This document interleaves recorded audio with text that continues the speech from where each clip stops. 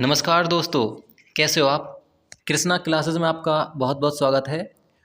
मैं कृष्णा तलवार आपको अपने यूट्यूब चैनल पर स्वागत करता हूं। तो जैसा कि आप जानते हो, हमने एनसीईआरटी की जो सीरीज़ शुरू की है उसमें हम अपना हिस्ट्री का जो पोर्शन है 8th क्लास तक वो कवर कर चुके हैं। और अब हम अपना क्या है, ज्योग्राफी का जो पोर्शन है ये करने वाले हैं। तो इसमें हम देखेंगे क्लास 6th 7th और 8th तक की बिल्कुल ज्योग्राफी करने वाले हैं हम।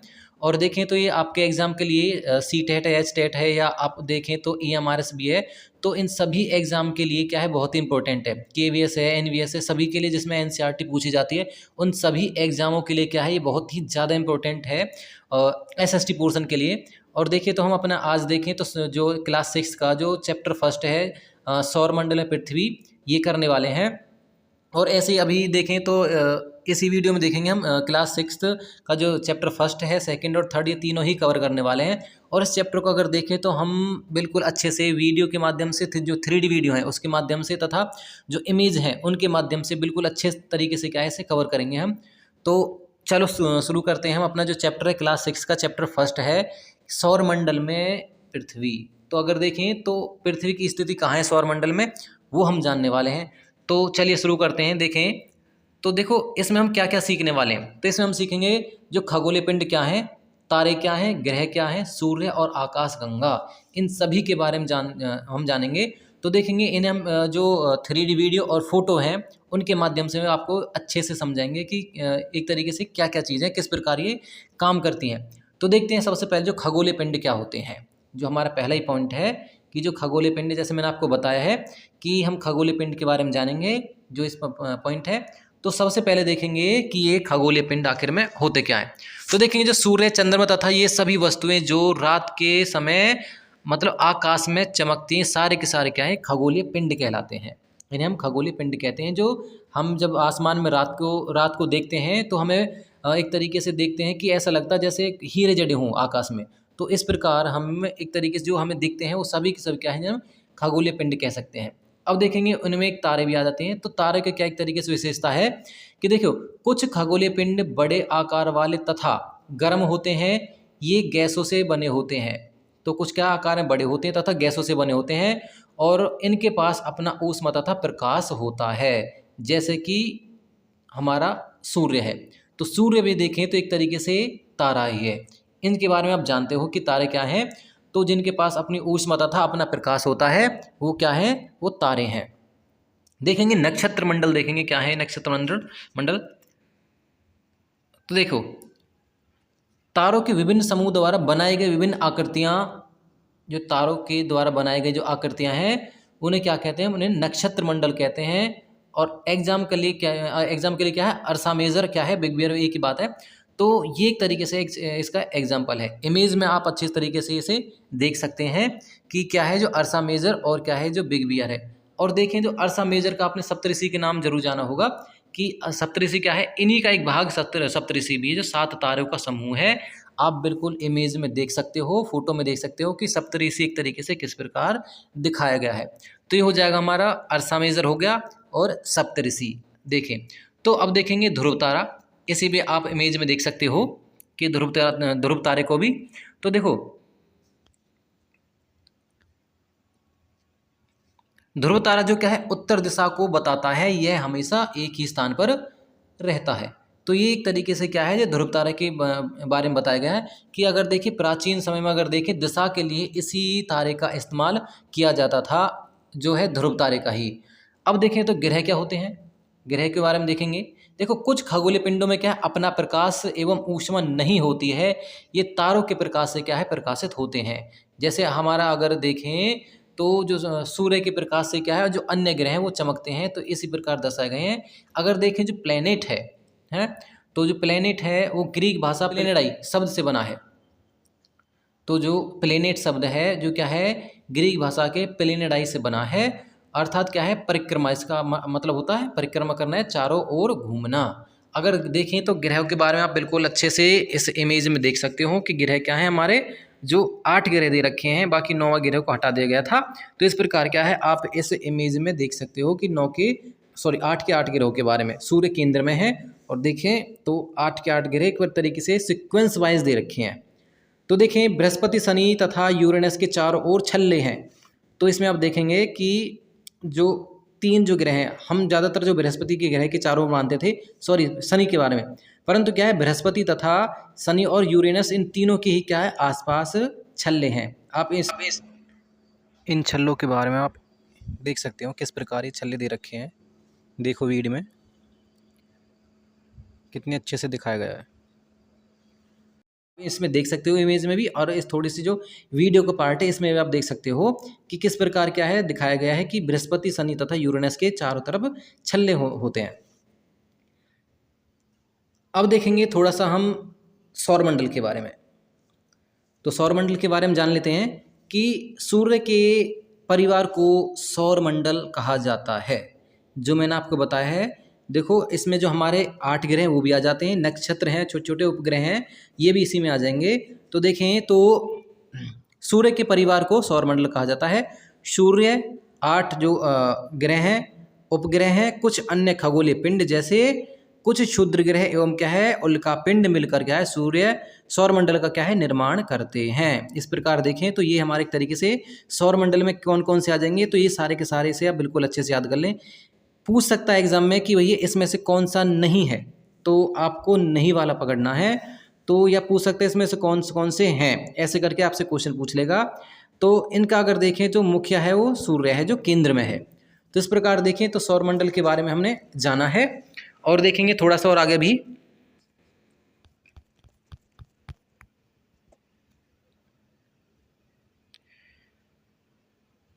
तो देखेंगे सूर्य सौरमंडल के केंद्र में है तथा गैसों से बना है।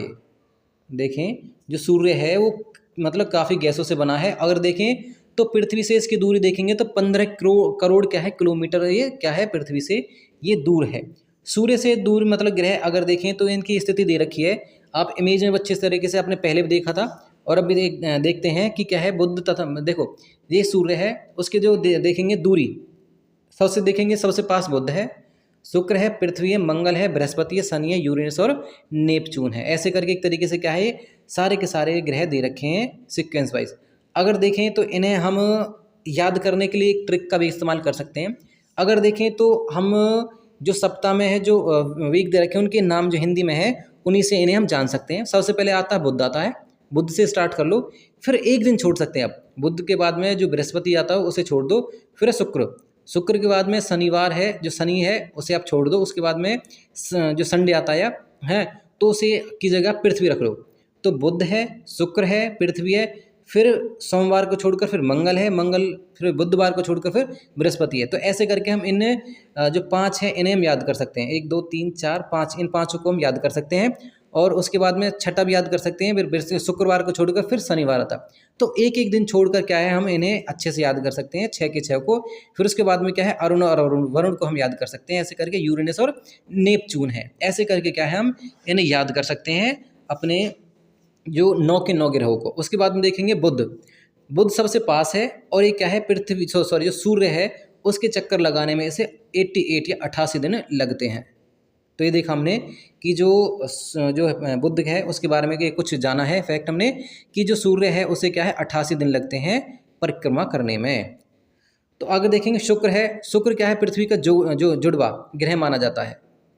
शुक्र को पृथ्वी का एक तरीके से जुड़वा ग्रह माना जाता है क्योंकि आकार और प्रकार में देखें तो पृथ्वी के बिल्कुल समान ही है ये।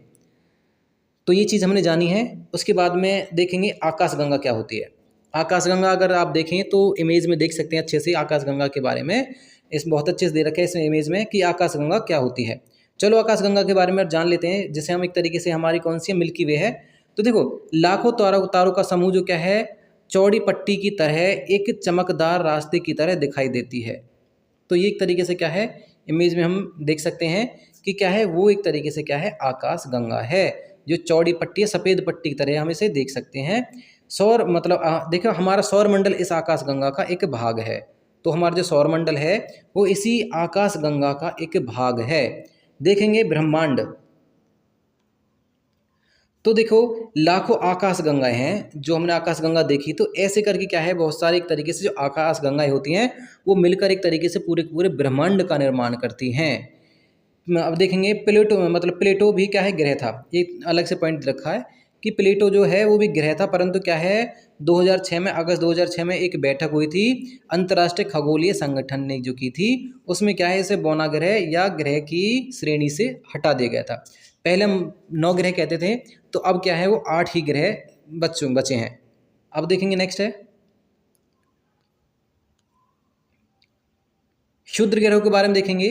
तो देखो छोटे छोटे जो पिंडों को क्या क्षुद्र ग्रह कहते हैं, ये मंगल एवं बृहस्पति की क्या है कक्षाओं के बीच में पाए जाते हैं। तो अगर देखें तो आप इमेज में अच्छे से देख सकते हो कि ये क्या है किस किस के बीच में पाए जाते हैं, मंगल और बृहस्पति के बीच में ये पाए जाते हैं। छोटे छोटे एक तरीके से देखें तो क्षुद्र ग्रह हैं, तो ये एक तरीके से इन्हें क्षुद्र ग्रह कहते हैं।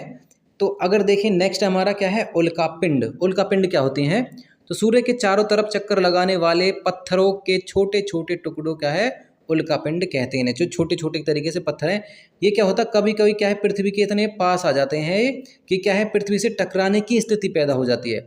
तो ऐसे में क्या है जब इस स्थिति में आ जाते हैं तो ये क्या है पृथ्वी की तरफ जब आते हैं तो इनमें क्या है आग लग जाती है, जिन्हें एक तरीके से हम टूटता हुआ तारा भी कहते हैं। तो ये एक तरीके से वही उल्कापिंड है। तो आपने न्यूज़ में भी देखा होगा कि क्या है बहुत सारी न्यूज़ आती रहती है समय समय पर कि क्या है जो फलाना जो उल्कापिंड है उनके नाम भी रख देते हैं कि ये क्या है पृथ्वी से टकराने वाला है। तो एक तरीके से बहुत बड़े पत्थर होते हैं, टुकड़े होते हैं बहुत बड़े बड़े पत्थर के। तो वो ये मतलब ये बनते कैसे हैं, तो किसी न किसी ग्रह के टकराने के कारण क्या है उनमें से टूट कर निकल आते हैं। तो ऐसे करके क्या है ये जो उल्कापिंड बनते हैं। अब पृथ्वी के बारे में जान लेते हैं थोड़ा सा। तो देखो अगर क्रम में देखें तो पृथ्वी में अगर देखें तो सीरीज में जैसे सबसे पहले बुध है, फिर शुक्र है, उसके बाद में तीसरे नंबर पर पृथ्वी है। और आकार का देखें तो आकार में क्या है ये 5वें स्थान पर है पृथ्वी। ध्रुव के पास थोड़ी चपटी है, अगर देखें संपूर्ण रूप से क्या है गोल नहीं है। अगर देखें तो ध्रुव की ओर तरफ थोड़ी सी चपटी है, इसलिए इसका क्या है आकार भू आभ। इसका जो आकार अगर पूछे तो किस प्रकार का है भू आभ, इसका आकार को कहते भू आभ। ये क्या है 2/3 क्या है इसे पानी से देखें तो भरी हुई है, मतलब इस पर कहें तो 71% क्या है पानी, 2/3 पानी ही है। देखेंगे चंद्रमा पृथ्वी का एकमात्र उपग्रह है। देखिए चंद्रमा आपको पता ही है एक तरीके से पृथ्वी का एक उपग्रह है। पृथ्वी के व्यास का क्या है 1/4 है। तो इसकी अगर दूरी की बात करें तो यह क्या है 3,84,400 किलोमीटर इसकी दूरी है। अगर बात करें पृथ्वी का चक्कर तो ये क्या है 27 दिन में क्या है पृथ्वी का चक्कर लगाता, और अपनी धुरी पर भी क्या है इसे चक्कर लगाने में 27 ही दिन लगते हैं।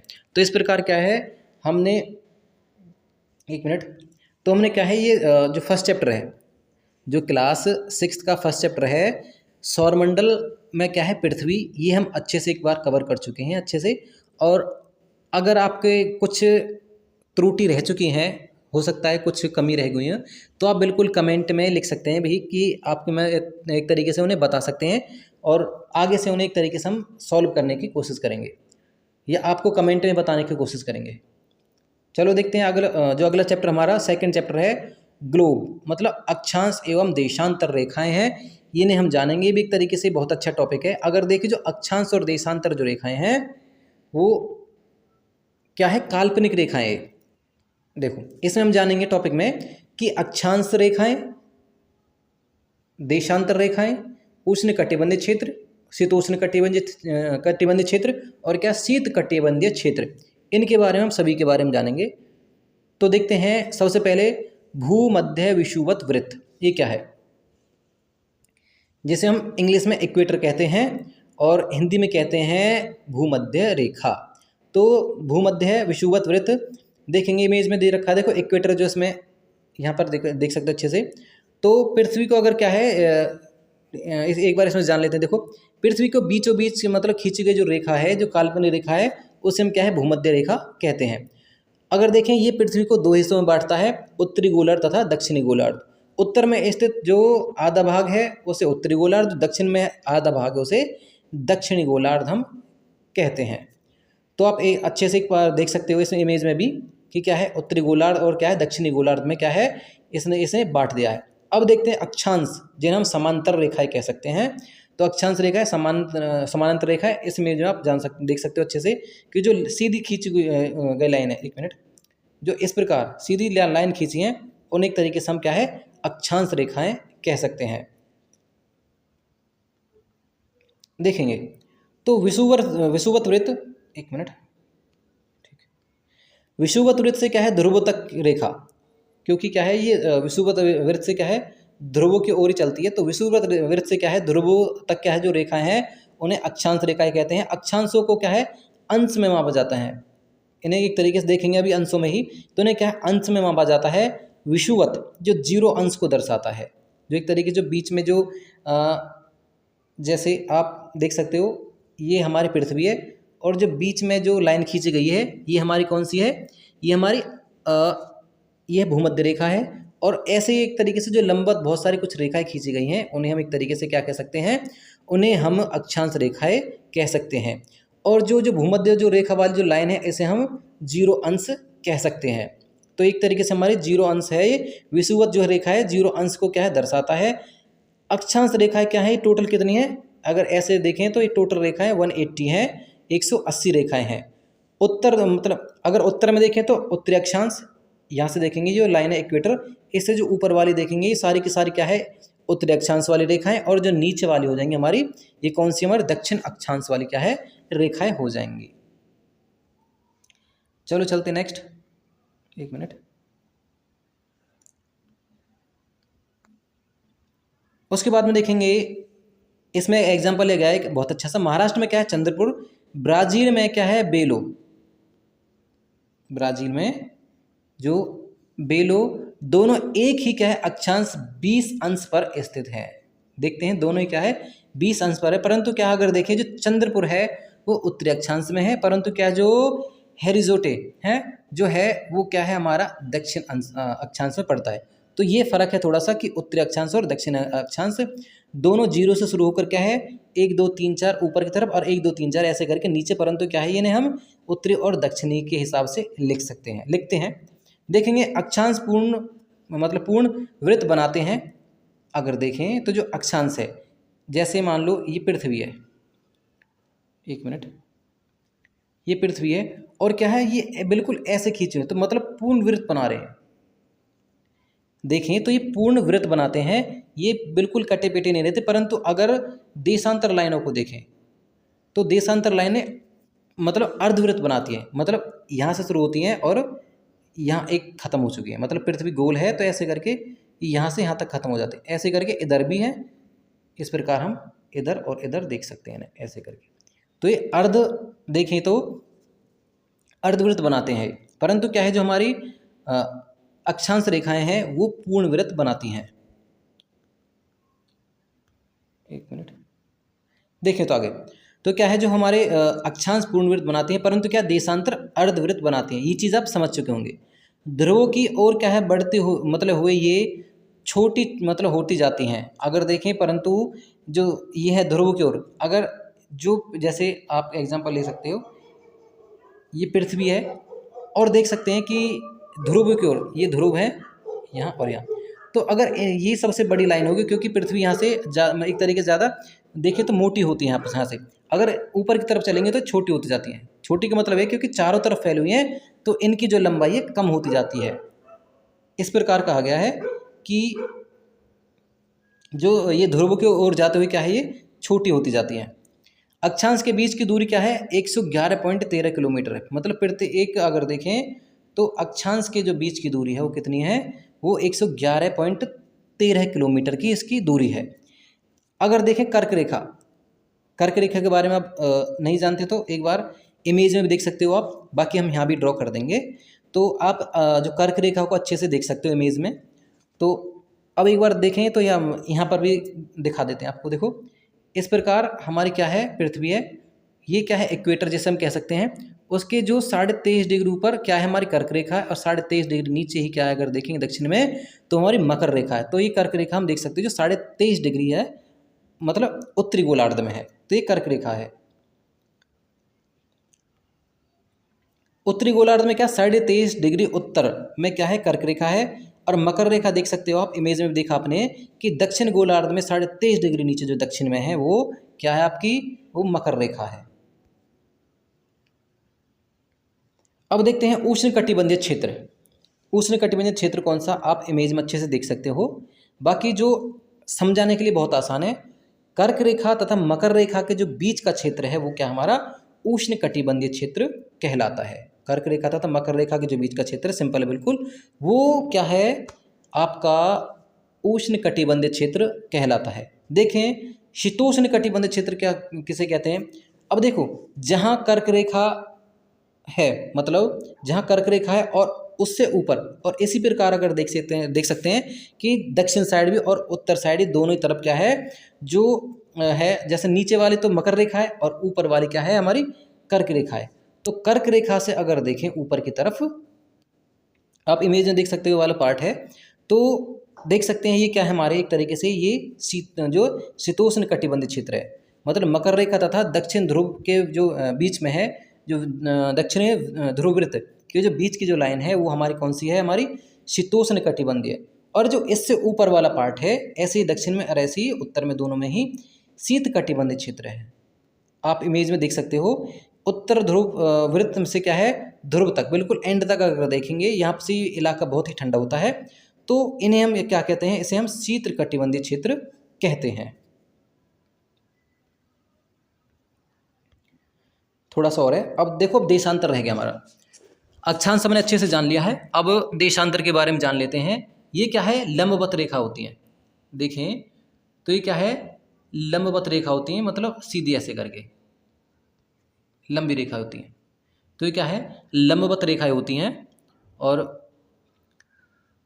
देखो क्या है, दक्षिण ध्रुव, बड़ा कर लेते एक बार, और दक्षिण ध्रुव से क्या है उत्तरी ध्रुव के बीच में क्या है ये रेखा होती है। अगर देखें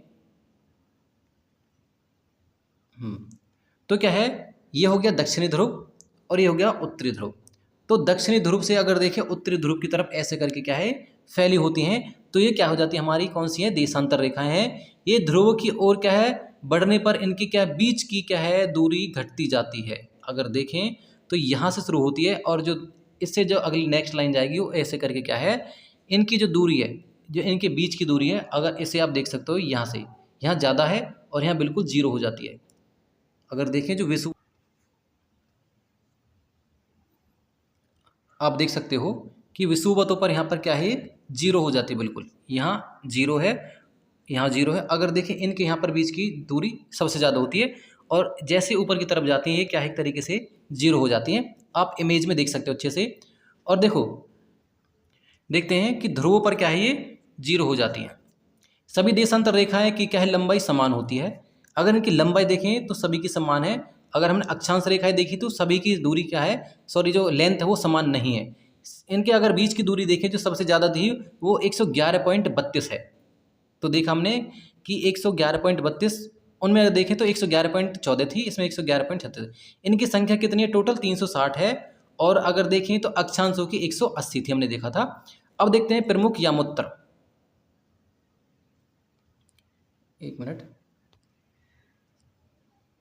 प्रमुख यामोत्तर देखो ग्रीनविच, अगर देखिए जो मेन लाइन है जहाँ से हम समय को निर्धारित करते हैं तो है हमारी बिल्कुल जिसे हम प्रमुख यामोत्तर कहते हैं। यहाँ क्या राजकीय जो ब्रिटिश वेधशाला है यहाँ से इसे मानते हैं पृथ्वी के दो भागों में बांट देती है। अगर देखें तो इस प्रकार क्या है पृथ्वी को दो भागों में, एक इधर वाला भाग और एक इधर वाला भाग, तो ऐसे करके क्या है ये पृथ्वी को दो भागों में बांट देती है। पूर्वी में यामोत्तर गोलार्ध और क्या है पश्चिम में क्या है पश्चिम यामोत्तर गोलार्ध। ये एक तरीके से देखिए पूर्वी वाला भाग है और ये पश्चिमी वाला भाग है, तो ऐसे करके बांट देती है। अगर देखें तो जो पूर्व में जाएंगे तो समय आगे मिलेगा, अगर इधर से जाएंगे पश्चिम में तो समय घटता हुआ मतलब पीछे मिलेगा, उस देश का समय पीछे मिलेगा। जो लाइन है एक तरीके से यामोत्तर लाइन है। अगर जो इस साइड वाले जितने देश हैं उनका समय पीछे मिलेगा और जो इस साइड वाले देश हैं उनका समय आगे मिलेगा। अगर देखें तो भारत अगर देखें तो इधर है यहाँ पर, तो इसका समय देखेंगे तो आगे है 5.5 घंटे, वो आगे जानेंगे हम। तो देखते हैं, तो देखो पृथ्वी पश्चिम से क्या है पूरब की तरफ जो चक्कर लगाती है, इसलिए जो देश ग्रीनविच के पूरब में है उनका समय आगे होगा। जो हमने अभी बताया आपको कि क्या है जो ग्रीनविच से क्या है आगे होंगे, पूरब की तरफ होंगे, उनका समय आगे होगा। और पृथ्वी क्या है अगर देखें तो 4 मिनट में क्या है एक जो है अंश घूमती है, 4 मिनट में क्या है एक अंश घूमती है, 1 घंटे में क्या है 15 अंश घूमती है। तो इस प्रकार देखेंगे टोटल करेंगे तो भारत का जो समय है 5.5 घंटे आगे है। भारत की यामोत्तर रेखा देखेंगे कौन सी वाली है। देखो यामोत्तर रेखा भारत की कौन सी भी, तो भारत में क्या है, अगर देखें तो जो गुजरात में है, देखें जो कच्छ का रण है वहाँ से देखें, और क्या है जो अरुणाचल प्रदेश है, उनके बीच में लगभग लगभग 2 घंटे का फर्क है।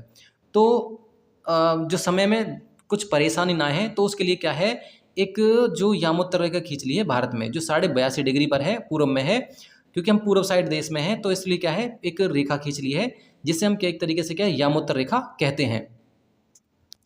तो उसी से क्या है हमने टाइम अपना क्या है डिनोट कर लिया है, जो हम टाइम को क्या है एक तरीके से इसी लाइन से दर्शाते हैं। जो देखेंगे तो उत्तर प्रदेश में पड़ती है वैसे लाइन ये, तो नैनी नामक स्थान है इलाहाबाद में, यहाँ पर ये रेखा है। तो देखेंगे ये चैप्टर अगर देखें तो फिनिश ही हो चुका है। आई होप आपके बिल्कुल अच्छे से समझ में आया होगा, और अगर समझ में आ रहा है तो आप बिल्कुल इस वीडियो को आप लाइक कर सकते हैं बिल्कुल, और सब्सक्राइब कर सकते हैं चैनल को, ताकि आपको जो आगे वीडियो आएंगे वो उसका क्या है नोटिफिकेशन आपको मिल सके।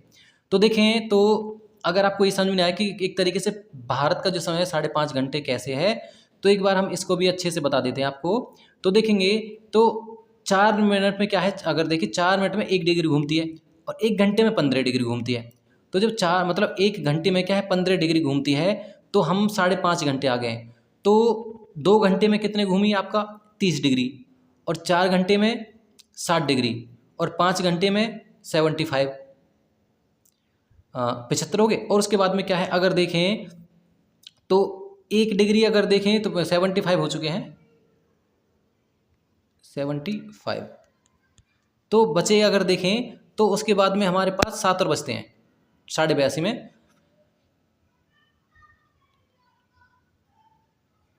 और अगर देखें तो देखो तो उसमें क्या है, इन्हें हम अगर घटा कर देखें या जोड़ कर देखें, तो उसमें क्या है हमें लगभग लगभग 5.5 घंटे पूरे प्राप्त हो जाएंगे, पूरे 5.5 घंटे हमें प्राप्त होंगे।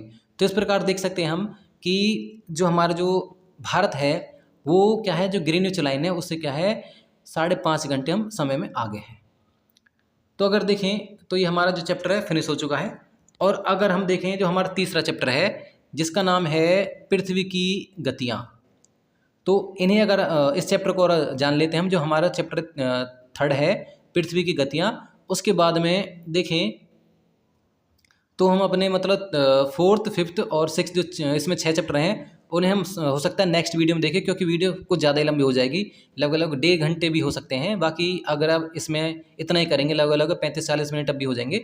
बाकी देखें तो इसमें हम देख लेते हैं कि जो पृथ्वी की गतियाँ हैं, तो देखो घूर्णन गति, इसमें हम क्या जानने वाले हैं, घूर्णन गति,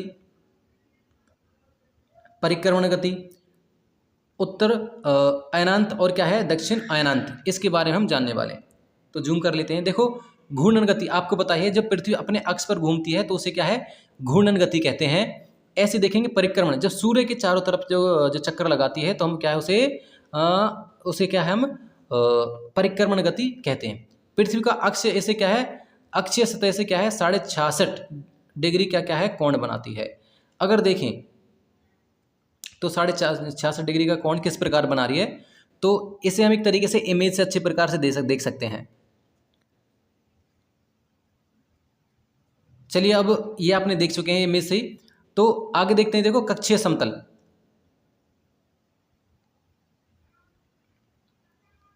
कक्षीय समतल क्या, देखो वह समतल जो क्या कक्ष के द्वारा बनाया जाता है। इसी में आप इमेज में देख सकते हो कि जो कक्षीय समतल क्या है, जिसे आप एक तरीके से क्या है समतल जो क्या है कक्ष के द्वारा बनाया जाता है। अब देखेंगे नेक्स्ट हमारा प्रदीप्ति वृत्त, ये क्या है, वह वृत्त जो क्या है दिन तथा रात को विभाजित करता है। इसे आप भी एक तरीके से इमेज में अच्छे से देख सकते हो कि क्या है जो प्रदीप्ति वृत्त है क्या, तो इसे आप देख सकते हो।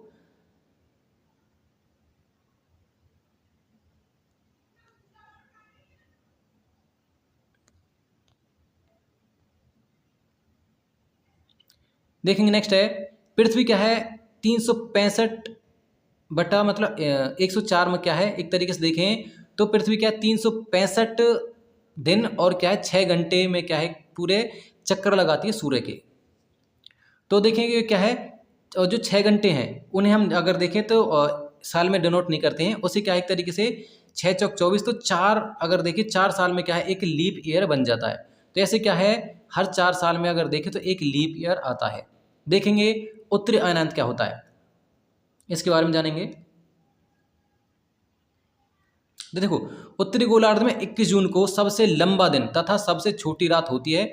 इस अवस्था को क्या है उत्तरी अयनांत कहते हैं। मतलब जहाँ पर जब क्या होता है कि 21 जून को सबसे अगर देखें तो लंबा दिन होता परंतु सबसे छोटी रात होती है, उसे क्या है उत्तरी अयनांत कहते हैं। अगर देखें तो दक्षिण अयनांत क्या है, इसे आप 22 दिसंबर को देख सकते हो कि 22 दिसंबर को क्या होता है कि दक्षिण में सबसे जो बड़ा दिन 22 दिसंबर को होता है और सबसे छोटी रात क्या है 22 दिसंबर को होती है। इसका जस्ट उल्टा है, तो इसे हम देख सकते हैं। तो देखेंगे 21 मार्च तथा 23 दिसंबर को सूर्य की किरणें विषुवत वृत्त पर सीधी पड़ती हैं। देखें तो जो 21 मार्च तथा 23 दिसंबर को क्या है सूर्य की किरणें क्या है विषुवत वृत्त पर सीधी पड़ती हैं। इस अवस्था में क्या है कोई भी ध्रुव सूर्य की ओर क्या है नहीं झुकता।